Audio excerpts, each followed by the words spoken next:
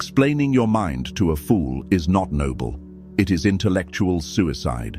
There is a hidden, almost ruthless architecture to neutralizing the willfully ignorant. A method the most dangerous minds in history used to disarm fools without ever giving them the gift of the truth. Once you understand this mechanic, you will never be drained by a lesser mind again. You know the ache. You are sitting in a room, perhaps a boardroom, a family dinner, or a digital battleground, listening to someone speak with absolute, unshakable confidence about something they completely misunderstand. You feel the pressure building in your chest. Your brain instantly maps out the flaws in their logic. You gather your facts. You prepare your argument. You lay it out perfectly, expecting the light of reason to wash over their face. Instead, they stare at you. They blink. And then, they double down on their original, absurd point. You leave the interaction exhausted, your energy depleted, questioning your own sanity. Why does this happen? Why do you lose when you are objectively right? Because you are suffering from the intelligence trap. You are projecting your own operating system onto a machine that cannot run it. Intelligent people operate under a fatal delusion, the belief that the rest of the world values the truth. You assume that if you just present the right evidence, the other person will analyze it, adjust their worldview, and agree. Schopenhauer despised this naive optimism. In his blistering text, The Art of Being Right, he observed a dark, unyielding law of human nature. People do not argue to find the truth. They argue to establish dominance. Psychology calls it the Dunning-Kruger effect, the cognitive bias where people with low ability possess a hallucinatory level of confidence. But understanding the graph is not enough. You must understand the gravity of it.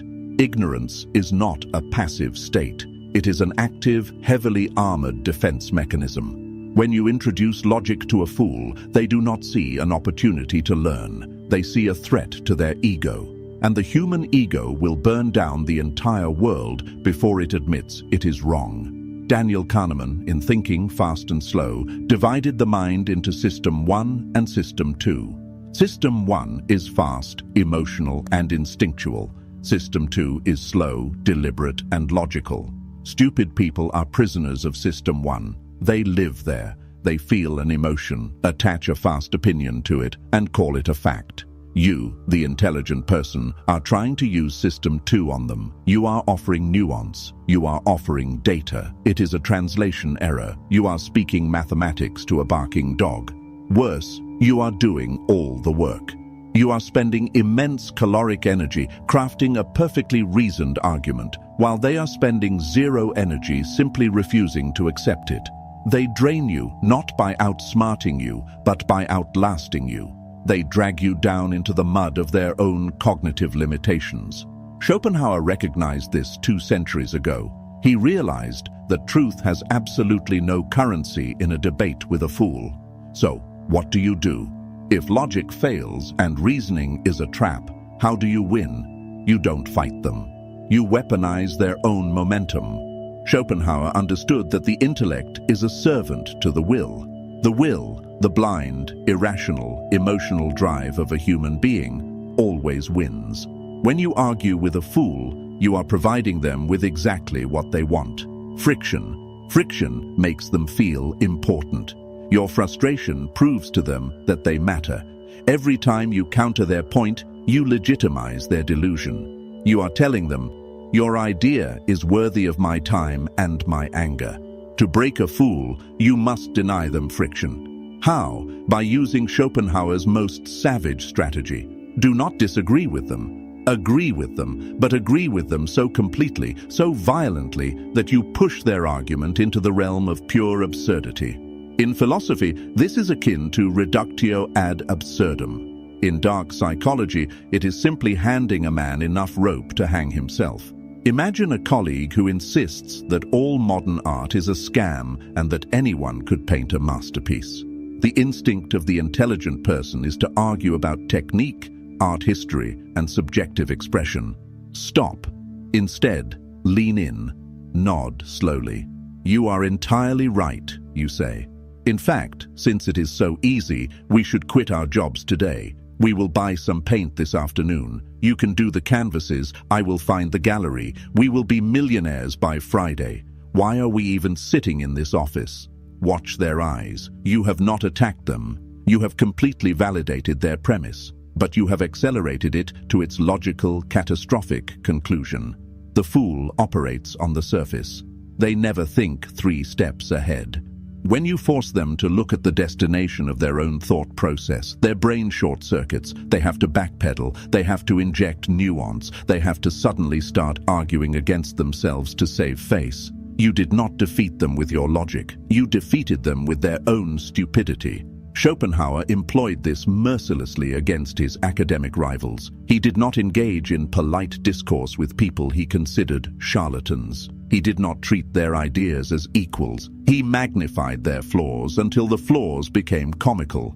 When you do this, you protect your own energy. You step out of the ring. You become the observer, watching a child trip over their own shoelaces. But this requires a terrifying shift in your own psychology. You must kill the part of your ego that desperately wants to be recognized as right. Intelligent people are addicted to being correct. You want the satisfaction of the other person conceding. You want the moral victory. Schopenhauer would tell you that seeking validation from a fool is the ultimate form of stupidity. Why do you care if a lesser mind acknowledges your brilliance? Why do you need a blind man to compliment your painting? When you drop the need to be right in their eyes, you become immune to their provocations. You stop giving them the remote control to your nervous system. Let them hold their incorrect beliefs. Let them walk into the world with their flawed maps. It is not your duty to save them. It is your duty to protect yourself from them. Which brings us to a darker, more necessary realization. Stupidity is not a passive trait. It is highly contagious. If you spend enough time trying to navigate the chaotic, irrational landscape of a foolish person's mind, you will begin to compromise your own. Cognitive load theory explains that our mental bandwidth is strictly limited. When you interact with a highly irrational person, your brain works overtime. You are trying to predict their unpredictable reactions. You are suppressing your own frustration.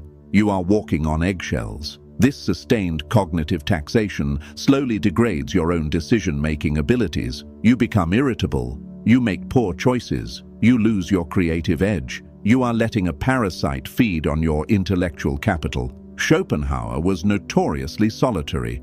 People called him a misanthrope. They said he hated humanity, but read the wisdom of life. He did not hate humanity. He was simply ruthless about his mental diet. He wrote, "To marry is to halve your rights and double your duties." He applied the same harsh mathematics to human interaction. To engage with a fool is to halve your intelligence and double your exhaustion. He developed the famous porcupine dilemma. On a cold winter night, porcupines huddle together for warmth, but their quills prick each other, forcing them apart. They are trapped between freezing in isolation or bleeding in intimacy. The intelligent person must master this distance. You cannot avoid stupid people entirely. They are your managers, your clients, your neighbors, and sometimes your blood. But you must establish a psychological quarantine. When you are forced to interact with them, you do not bring your authentic self to the table. You bring an avatar. The avatar is polite. The avatar smiles. The avatar speaks in short, agreeable sentences. Interesting perspective. I see what you mean. That's one way to look at it. The avatar gives them nothing to attack. The avatar is a mirror, reflecting their own noise back at them, while your actual mind remains protected behind a fortress of detachment. This is the Machiavellian application of Schopenhauer's philosophy. You are physically present, but intellectually absent. They will think they are having a conversation with you. They will think they are winning. Let them. The illusion of victory is the cheapest toy you can give a fool to keep them quiet. Do you feel the guilt rising? The societal conditioning telling you that this is manipulative, that it is arrogant to view others this way? Kill that guilt. That guilt is exactly why you have been suffering.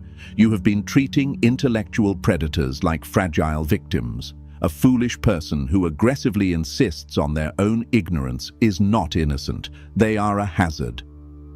David Robson, in The Intelligence Trap, details how institutional stupidity, smart people following the confident, incorrect herd, has caused plane crashes, economic collapses, and medical disasters. Stupidity is dangerous. You do not owe it your vulnerability. You do not owe it your energy. You must view their ignorance as a force of nature. You do not argue with a hurricane. You do not try to educate a flood. You board up the windows. You seek high ground, and you let the storm exhaust itself. But what happens when the fool has power over you? What happens when the irrational mind signs your paycheck or holds the key to your promotion? How do you survive when the system itself rewards the loudest idiot in the room? This requires an entirely different set of weapons. The most dangerous animal is not the predator, it is the frightened beast with a crown. When a person of low intellect acquires power, their entire psychological architecture is built on a fault line of deep, unacknowledged insecurity. They sense, on a primal level, that they are outmatched by the minds around them. They do not process this as a need to learn. They process it as a threat to their survival. If you walk into their domain and display your brilliance, you are not proving your worth. You are holding a mirror up to their inadequacy. And a fool with power will shatter the mirror to avoid looking at the reflection. Schopenhauer was brutally clear about this dynamic. He wrote that to display conspicuous intelligence or outstanding qualities in the presence of mediocrity is an unpardonable sin. The mediocre mind experiences physical pain in the presence of greatness. It triggers a secret, gnawing hatred. They will not attack your intelligence directly. They will attack your character. They will call you difficult, uncooperative, or not a team player. They will use the bureaucracy of the system to bleed you dry. You cannot out-argue a king in his own castle. You must outplay him. Look at the blood-soaked history of the Three Kingdoms. Sima Yi was arguably the most brilliant military strategist of his era, but he found himself serving beneath Cao Shuang, a regent of immense power and staggering foolishness. Cao Shuang was arrogant, impulsive, and deeply envious of Sima Yi's intellect. If Sima Yi challenged him, he and his entire bloodline would be executed. If he argued, he would be crushed. So, Sima Yi executed the most humiliating and effective strategy in the history of warfare, the submission gambit. He faked senility. When Cao Shuang's spies came to check on him, Sima Yi acted the part of a dying, pathetic old man. He purposely dropped his soup, letting it spill down his robes. He pretended he could not hear. He confused names. He looked entirely broken. The spy reported back to Cao Shuang. The foolish regent laughed. He felt superior. He felt safe. He stopped viewing Sima Yi as a threat and lowered his defenses. The fool's ego was satisfied. Months later, while Cao Shuang was out on a hunting trip, Sima Yi dropped the act. He rose from his sickbed, orchestrated a lightning-fast military coup, and seized the entire empire. Cao Shuang lost his head because he believed the illusion. Sima Yi understood something you must learn today. Your intelligence is not a badge you wear on your chest. It is a concealed weapon. You do not draw a concealed weapon to show off. You keep it hidden until the exact moment it is required. When dealing with a powerful fool, feed them the exact emotion they are starving for. Superiority. Ask them for advice on trivial matters. Let them correct you on minor, irrelevant details. Thank them for their insight. You are not submitting. You are anesthetizing them. You are injecting their ego with a narcotic so heavy they fall asleep at the wheel, leaving you free to operate in the shadows.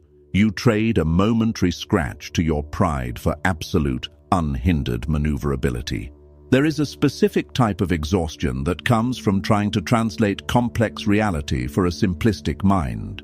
You draw diagrams, you use analogies, you break the concept down into its smallest atomic parts, and they still stare at you, their eyes completely blank, before repeating the exact same flawed argument they made 20 minutes ago. This is the core of the intelligence trap. You assume their inability to understand is a failure of your explanation. It is not. It is a failure of their hardware.